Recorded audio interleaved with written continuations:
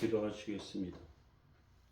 그러므로 내 사랑하는 형제들아 견고하며 흔들리지 말며 항상 주 일에 더욱 힘쓰는 자들이 되라. 이는 너희 수고가 주 안에서 헛되지 않은 줄 알미니라. 거룩하신 하나님, 오늘도 저희들 안에 가운데 서게 하시고 하나님의 은혜로 세우시고 능력과 역사로 살게 하옵소서. 예수님의 이름으로 기도합니다. 아멘. 찬송가 93장 3절 찬송드리겠습니다. 93장 3절입니다.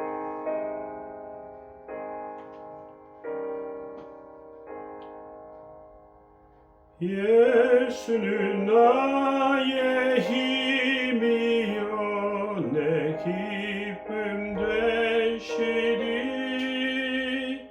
그 명령을 준행하여 늘 충성하겠네.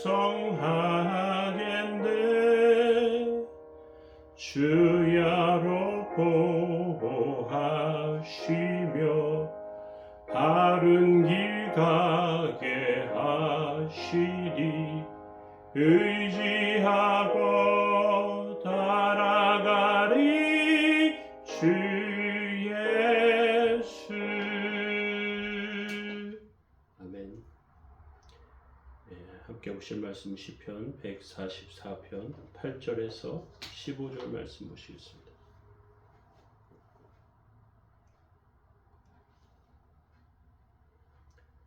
그들의 입은 거짓을 말하며 그의 오른손은 거짓의 오른손이니이다. 하나님이여, 내가 주께 새 노래로 노래하며 열줄 비파로 주를 찬양하리이다.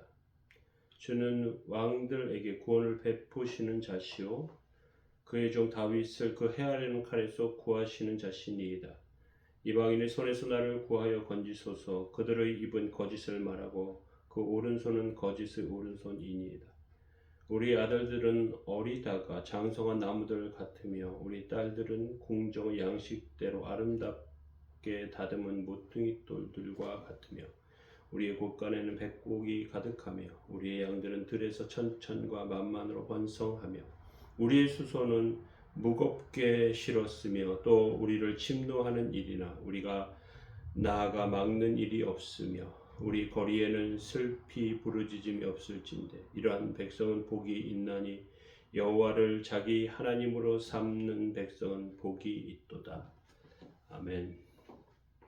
오늘 시편 144편 마지막 말씀으로 복 있는 사람이라는 제목으로 하나님의 말씀을 나누도록 하겠습니다. 세상에서 가장 복이 있는 사람은 하나님을 자기 반석으로 삼은 사람입니다.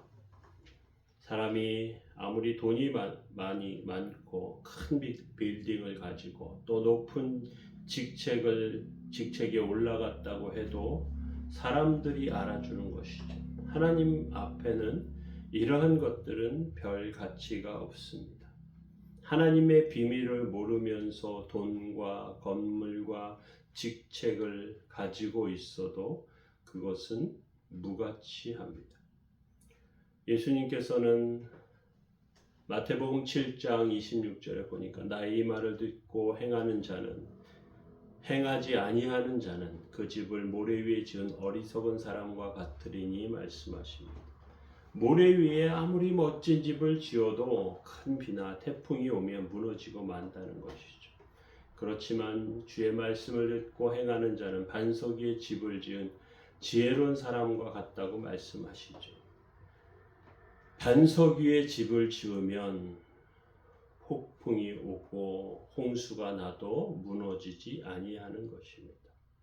우선 우리는 반석이신 그 말씀을 붙잡고 살아야 합니다. 8절에서 그들의 입은 거짓을 말하며 그의 오른손은 거짓의 오른손이니이다. 다윗은 이렇게 말하고 있는데요. 이거는 사람의 말이 얼마나 믿을 만하지 못하다는 것을 말하죠. 어떠한 경우에 친구들이나 주변에 아는 사람들에게 돈을 꾸거나 빌리는 경우 그것들을 빌려주면서 이 사람은 이렇게 말해요. 그 친구는 믿을 만한 사람이야. 그 친구는 거짓말하지 않아. 그렇게 말합니다. 그런데 그 친구는 거짓말하지 않는데 상황과 환경이 돈을 갚지 못하게 만들어요. 그것이 인생입니다. 반석이 없는 자는 또한 진실을 말하지 않습니다. 말할 수가 없어요. 왜? 확실한 것이 없습니다. 예수님께 어떤 부자 청년이 찾아왔습니다. 그리고 예수님을 따르고 싶다고 말해요. 그랬더니 예수님께서 하나님의 말씀, 계명을 지키라고 말하니까 이 청년이 어릴 때부터 지켰다고 말해요. 그랬더니 예수님께서 내게 한 가지 부족한 것이 있는데 내게 있는 것을 다 팔아서 가난한 자들에게 주고 너는 나를 따르라. 그러면 하늘에서 내게 보화가 있을 것이다 말씀하십니다. 그랬더니 이 청년이 돈이 굉장히 많은 부자였어요. 고민하다가 그냥 집으로 돌아갑니다. 사실 돈 같은 것 많으면 얼마나 좋겠습니까? 많은 돈인 예수님을 따를 때 굳이 필요한 것이 아닙니다. 작은 것만 가지고 있어도요, 충분하죠. 예수님을 따르는 삶은 하나님의 나라를 따라가는 삶은 세상의 삶과 다릅니다. 그래서 예수님은 마태복음 19장 24절에 낙타가 바늘귀로 들어가는 것이 부자가 하나님의 나라 들어가는 것보다 쉽다고 말씀하십니다. 바늘구멍에 낙타가 어떻게 들어가겠어요? 그런데 부자가 하나님의 나라에 들어가는 것이 이렇게 어렵다는 것입니다. 세상 것은 다 없어질 것인데 하나님의 말씀을 붙잡는 것이 얼마나 좋은 것입니까? 그럼에도 불구하고 다윗은 그들의 입은 거짓을 말하며 그의 오른손은 거짓의 오른손이다 말씀하는 이유는요. 오른손은 능력을 상징하고 변함없고 힘 있는 것을 의미하지만 사람들의 입이 항상 거짓을 말하기 때문에 오른손 또한 거짓의 오른손입니다. 악수하는 손이고 화해하는 손이고 약속하는 손인데 그것조차도 거짓의 손이래요. 우리의 인생과 삶의 진실한 것은 하나님이시고요. 하나님의 말씀입니다. 10절에 주는 왕들에게 구원을 베푸시는 자시요 그의 종 다윗을 그 해하려는 칼에서 구원하시는 자십니다. 그렇게 말합니다. 다윗은요 하나님의 말씀을 믿고 나갔습니다. 그래서 부흥을 얻었고 전쟁에서 승리하는 그런 약속을 받았습니다. 하나님의 말씀이 하나님이 반석이시기 때문에 그렇죠.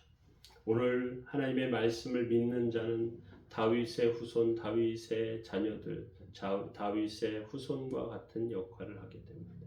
말씀을 믿고 믿음으로 살아가면 하나님께서 부흥과 승리를 주시는 것이고요. 그 말씀을 붙잡는 삶을 하나님께서는 악한 자들과 시기하는 자들 가운데 지켜주십니다. 비록 삶 가운데 여러 고난과 어려움을 만나요. 그런데 끝까지 이기하시는 은혜를 우리에게 허락하시는 것이죠. 우리의 자녀들에게도 복을 주고 물질적인 은혜도 주십니다. 13절에는요. 우리의 아들들은 어리다가 장성한 나무들 같으며 우리의 딸들은 궁정의 양식대로 아름답게 다듬은 모퉁이 돌들과 같으며 말씀합니다. 어릴 때 약해서 제대로 자랄까 걱정했는데 나중에 보니까 쭉쭉 자라 큰 나무가 됩니다. 딸들은 궁정에서 쓸 정교한 돌처럼 반듯하게 다듬어져 있는 은혜, 하나님께서 사용하시는 것이죠. 하나님은 곡간에는 곡식을 주시고요. 양들은 천천과 만만이 되게 하고 수소는 무거운 짐을 싣고 가는 그러한 은혜를 주신다라고 말하고 있습니다. 13절에 곡간에 백곡이 가득 우리의 양은 들에서 천천과 만만으로 번성하고 우리의 손은 무겁게 실었으며 이렇게 말하고 있어요. 하나님께서 이렇게 우리를 지켜주신다는 것입니다. 그래서 우리를 침노하는 자들 또 우리를 막는 그러한 대적들 가운데 하나님께서 우리를 지켜주신다. 우리 슬피 울 일이 없다 하는 것이죠.